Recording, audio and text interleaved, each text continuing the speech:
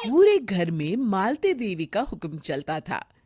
अपनी बड़ी बहू को वो टीवी के रिमोट की तरह कंट्रोल करती थी। चलो, देर हो रही है। 12 बजे से पहले लड़की वालों के यहाँ पहुंचना है।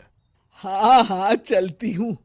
मैं तो भगवान से बस ये दुआ कर रही हूँ कि जिस तरह मेरी बड़ी बहू मेरी मुट्ठी में है, उसी तरह मेरी छोटी बहू भी मेरे इशारे पे नाचे।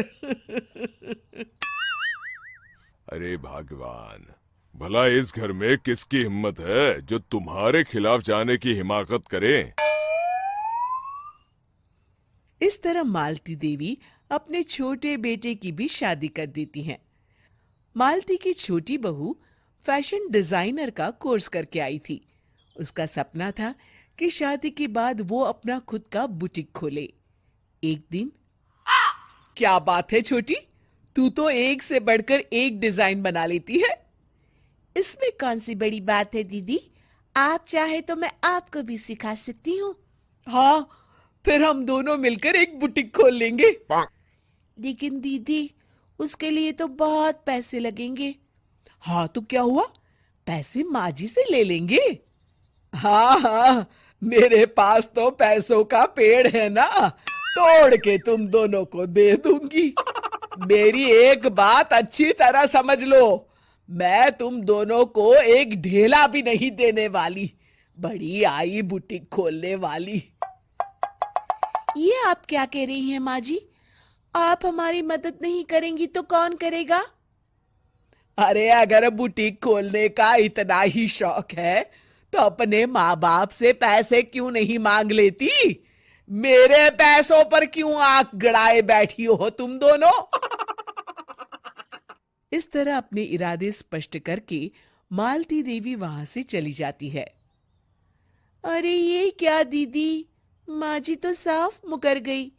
अब हम क्या करेंगे? तू चिंता मत कर, बुटीक तो खुल के ही रहेगा।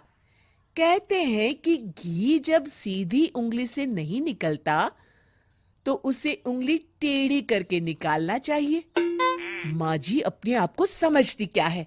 पूरी सोसाइटी जानती है कि माँ जी ने अपनी सास को घर से निकालकर उनकी दौलत पर कब्जा कर लिया है। हाँ दीदी, अब तो जैसे को तैसा करना पड़ेगा। फिर दोनों बहुएं मिलकर एक साजिश रचती हैं। एक दिन, अरे नालायक, जरा ठीक तरह से पैर दबा, बिल्कुल मजा नहीं आ रहा। खाने पीने में तो कोई कसर नहीं छोड़ती। तभी वहां बड़ी बहू हाथ में एक फॉर्म लेकर आती है। माँ जी, आपके लिए एक खुशखबरी है। सरकार सभी बुजुर्गों को हर महीने 10,000 रुपये पेंशन देने वाली है। अरे, ये क्या कह रही है तू? क्या सच में मुझे हर महीने घर बैठे 10,000 रुपये मिलेंगे? हाँ माँ जी, दीदी सच कह रही है। कल टीवी न्यूज़ में इस बारे में बता रहे थे।